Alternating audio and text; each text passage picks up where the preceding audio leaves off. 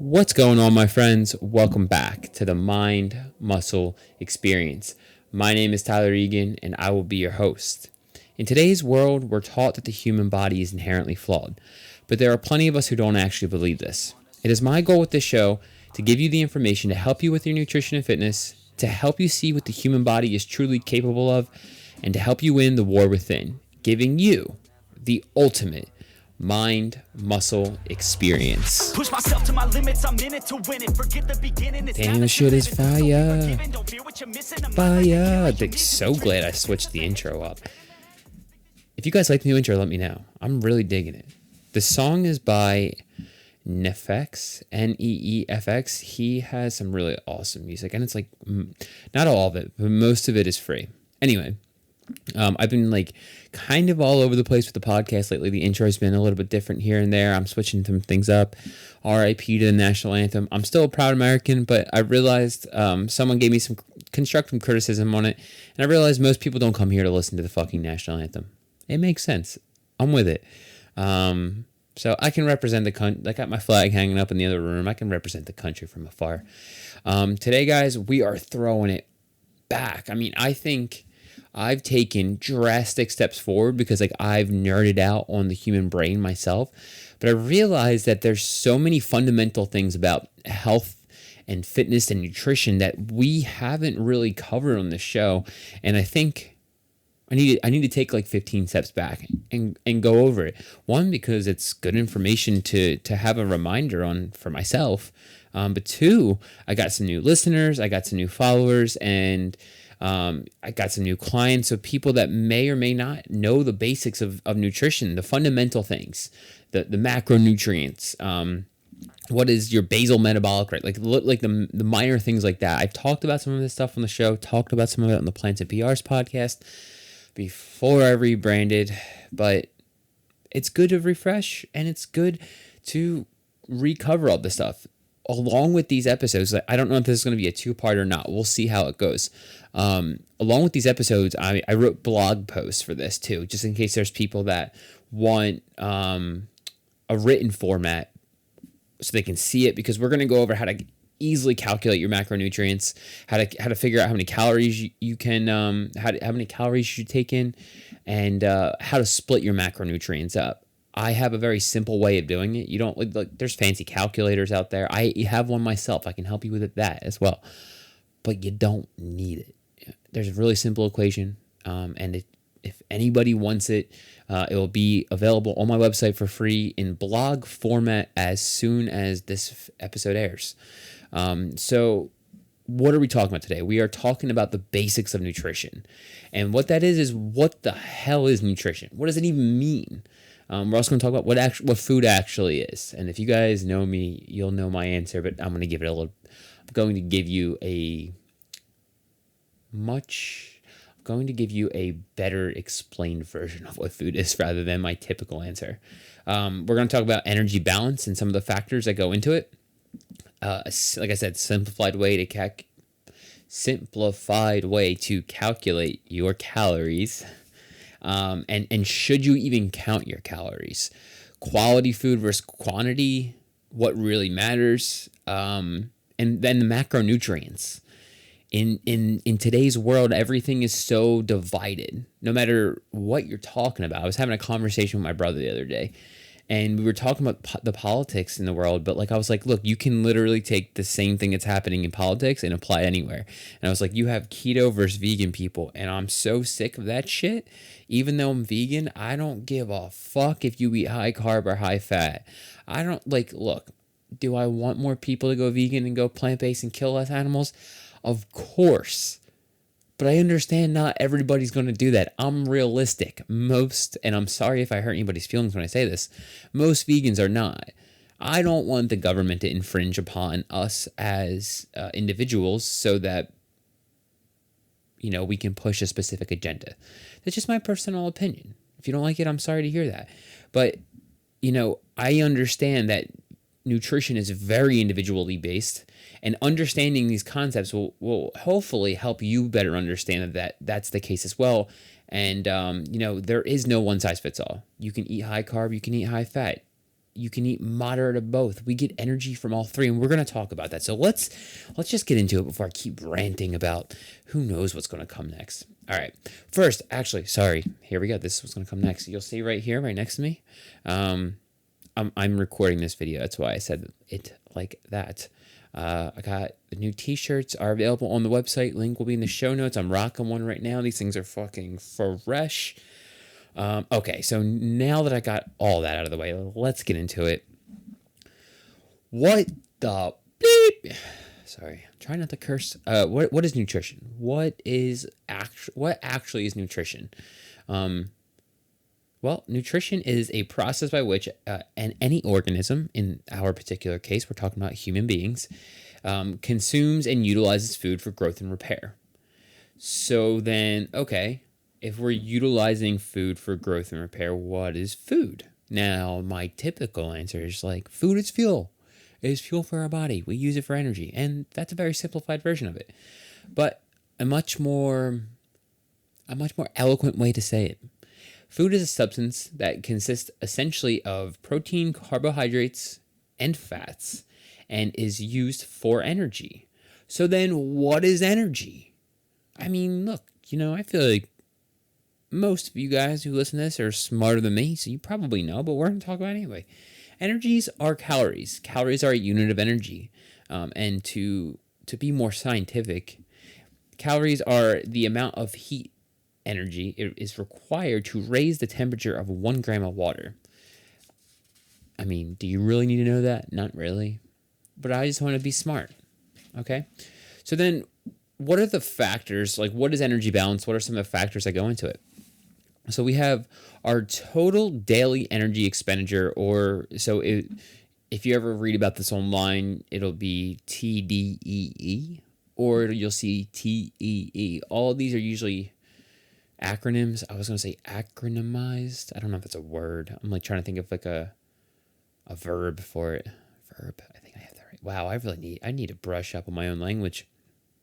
Okay, so our total daily energy expenditure is the amount of energy or calories that we need in a given day.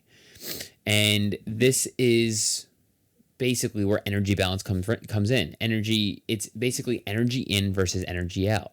So if food is energy and energy are calories, then we have to consume X amount of calories.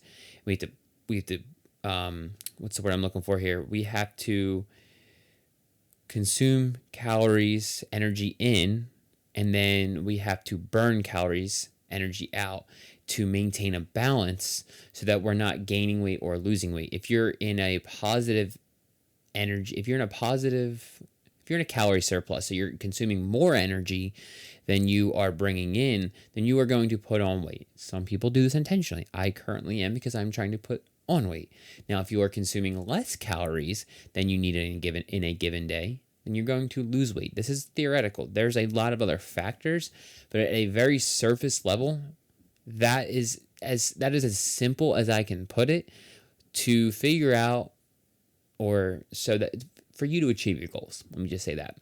If you want to put on weight, you need to eat more calories than your body needs to expend throughout the day. And if you want to lose weight, you need to burn more calories than your body needs to expend throughout the day. Does that make sense? Calories in versus calories out. It really is that simple. If your body's that out of whack, then it gets more complicated. But generally speaking, it really does come down to that for the majority of us. So there are four major factors, one of which I actually did a whole podcast about.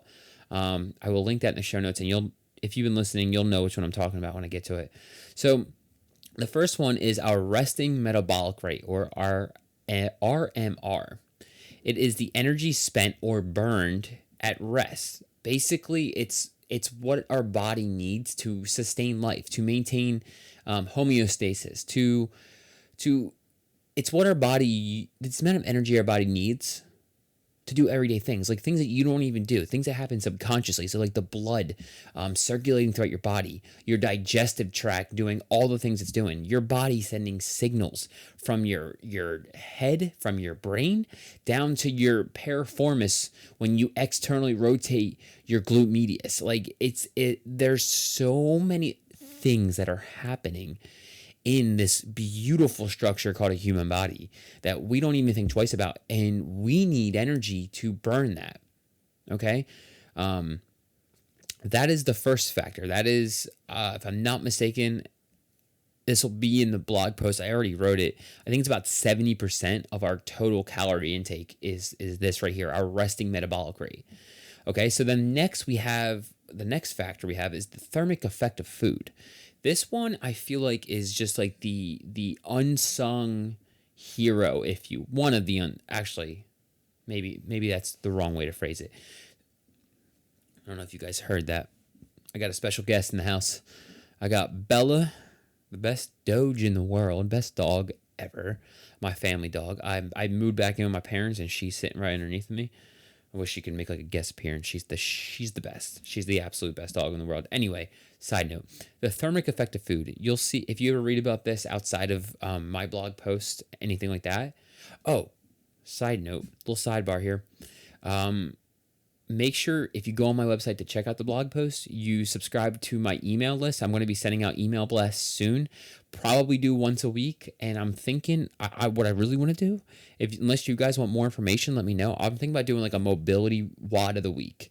So like a mobility routine you can do for that week. It's probably going to be a lot of hip mobility because that's been my fucking jam lately. Anyway, so if you go on the website, make sure you subscribe to the email letter. I think there's like 6 places on the website to do it. I'm pretty sure they're all at the bottom of the page on every single page. Anyway, the thermic effect of food. I personally believe that the thermic effect of food is so overlooked, especially when it comes to people who push like flexible dieting and if it fits your macros. I'm not saying you can't do that because like, look, donuts aren't real food. It's not good for you. I don't care if people don't like labeling shit good and bad. Donuts are bad for you. But if you want them, just eat them. I know as soon as I'm done 75 hard, my ass is driving up to vegan treats in Bethlehem, PA, and I'm getting a vegan donut. I'm just saying. But the thermic effect of food is so overlooked. Basically, what this is it's the energy our body needs to process food. It's so between my personal training book and like 4 other sources I read on this, it can vary from anywhere between 5 to 15% of the energy burned throughout the day. So, I mean, if you think about it, if you're eating quality food throughout your day, and your body is utilizing 15% of your energy just in digestion and burn in the process of processing your food, that's a lot. That can add up. That's why the quality of your food matters. It absolutely does. I mean, so let's just think about this for a second. If you have white bread versus a sweet potato, maybe not. Let's not use a sweet potato. If you have white bread versus quinoa has a shitload of vitamins and minerals in it. It's loaded with fiber. And because of all the things that are in quinoa, your body has to break them all down. I mean, your body breaks down the proteins, it breaks down the fiber, it does so many things, and this requires energy. Now, if you're eating white bread, or let's just say table sugar, that's why not all carbohydrates are created equal. Your body processes it like that. Like that was a bad snap. It literally processes it in the snap of a finger. So not all carbohydrates are created equal because of this right here. This is why the quality of your food really, really does matter. And your protein intake, the protein has the highest thermic effect of food. I'm pretty sure of this 15%, it was significantly higher than carbs and fats. I forget the actual number, but there will be a link in the show notes for the research paper I read about it. Okay, so then The next factor when it comes to energy balance is the energy expenditure during our physical activity. This one's pretty self-explanatory, right? I mean, this is just the calories we burn when we're exercising, we're moving, running, training, cycling, whatever you're doing, you're burning calories. So this can be about 20% of our total energy expenditure throughout the day. The last thing that we talked about on the show before, well, it was a Plants and PRs episode. Then I replayed it for here, is your NEAT, your non-exercise activity thermogenesis. That is just a big fancy word or fancy way to say the calories you burn through non-exercise movements. So it can be things like fidgeting, standing more frequently. This is one of the first episodes I've done sitting in a long time, but usually I stand because your boy's trying to burn more calories throughout the day. That, and I hate sitting because my hips get jacked up. So these are the calories that you burn through movement outside of your training. If you go to the store, park further away, you're going to burn more calories. If you do that 6 times a week, that shit adds up. And the cool thing about your non-exercise activity thermogenesis is it can burn to the upwards of 2,000 calories. That is a huge fucking difference. If you're stuck, if you've hit a plateau in your weight loss journey, what are you doing to get past it? Are you cutting calories? Are you complaining about it? Are you doing more cardio to try to lose that weight? How about you put the cardio to the side and you start increasing your NEAT? Get that NEAT up. So when you go to the store, park further away from the entrance. Park like a mile away. I don't know if you have the time for it. When you're sitting down, fidget a little bit more. Play with your hands. Like I legitimately never stop moving. Completely unintentional. I just like moving. But, it makes sense why I have never been, while I did put on weight I was like 30 pounds overweight at one point. It was never that bad. It makes a lot more sense now because I've always been like someone who just can't stay still. So like I said, if you've hit a plateau in your weight loss journey, your NEAT, you gotta bump that up because this can make a difference. Like I said, it can affect you in upwards to 2,000 calories. So if you've hit a plateau, don't do more cardio. Don't decrease your calories by another 500 and go down to 800 calories. Fuck that. Increase your NEAT. Stand more. Walk more. Walk your dog. I walked Bella today because she likes to walk and so do I. All right, so now we have all the factors. You have your resting metabolic rate, which accounts for about 70% of your total energy expended throughout the day. Your thermic effect of food, quality food, which can be anywhere from 5 to 15%, give or take, depending on the food that you're eating. And that's how much your body can burn when it comes to just just digesting that food. Then we have the energy expended through physical activity, which can be about 20% of your calories burned throughout the day. And then you have your non-exercise activity thermogenesis, the true unsung hero of anybody's fat or weight loss journey. Get your NEAT up, lose that weight, fuck your goals up. Fuck them right in the ass. I'm serious. I said I wasn't going to curse as much, but this one needed to be said. Okay, so what's a really, really easy way to determine where to start? Okay, so these multipliers that I'm going to throw out there definitely depend on the person, the goal, etc. So this is generally speaking. And if you need more help with this, please reach out to me. Shoot me a DM on Instagram. What is it? My email address, I think, is in the show notes, but if not, I'll put it there. Now you can go on my website and contact me that way. Okay, so what's an easy way to determine where to start with your macronutrients, your calories, all that stuff? So you're going to take your body weight.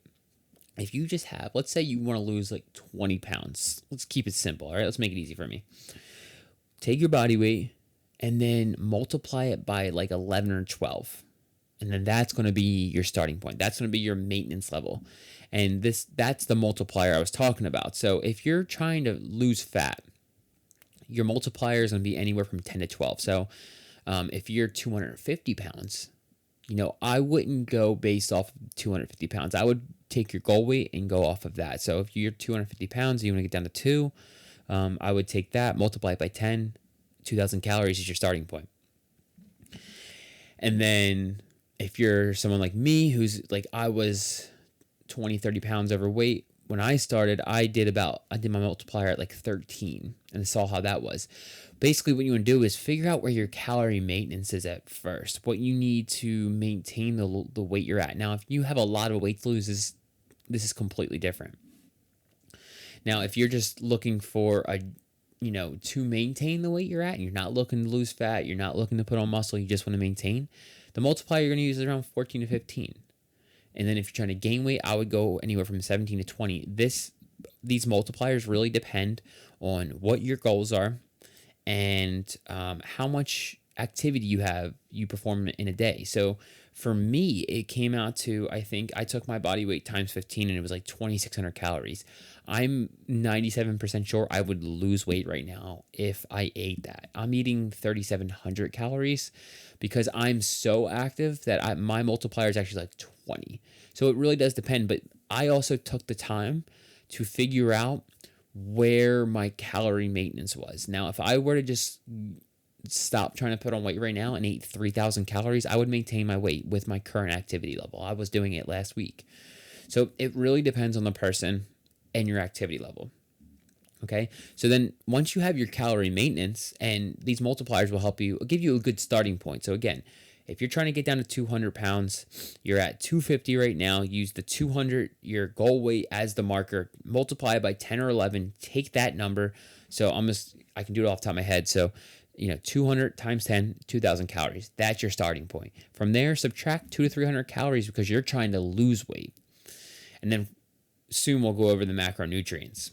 Actually, I'm going to make this into a two-parter. We'll do the macronutrients in the next episode. Now, the reverse happens when you want to gain weight. So again, same thing, take your multiplier, your weight, multiply, get your number, and then add 200 or 300 calories to if you want to gain muscle. Now, this, again, is a starting point. This can absolutely fluctuate.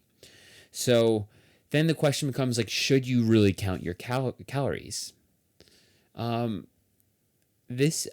believe this is a bit of a loaded question. There are so many people out there who say you shouldn't. But those people are probably talking to people like me who are in an average weight class. I believe that every person should count their calories and understand what their body actually needs to sustain life in a positive manner. And what I mean is, I believe that everybody should count their calories and figure out where their maintenance level is. Once you see what 2,500 calories looks like and you can actually maintain your weight and feel good with that, you won't just stuff your face all the time because you know what you need. Again, I'm not saying you can't have your donuts because I know I'm going to. But what I'm saying is I think you should figure out what your body actually needs to sustain life and thrive, because we don't need to consume half of the stuff that we're consuming on a regular basis. You don't need to drink all of your calories. So, and I really believe that counting your calories initially will give you a lot of context to that. If you're constantly dumping sugar and creamers in your coffees, or if you're drinking Coca-Cola, like those calories add up fucking quick. And if you're counting your calories, you'll see all of that. And it'll definitely be a catalyst for you to begin implementing changes there. And that's a good starting point, to cut out your sodas, cut out the processed sugars, all the processed crap to begin with, because it really has no nutritional value.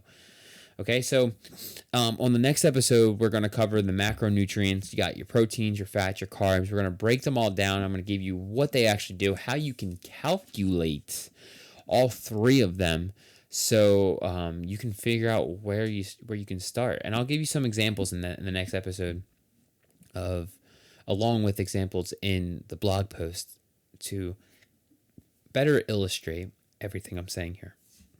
All right, guys, I hope you took something from this. If you did, please leave a rate and review on iTunes. It really helps me grow the show.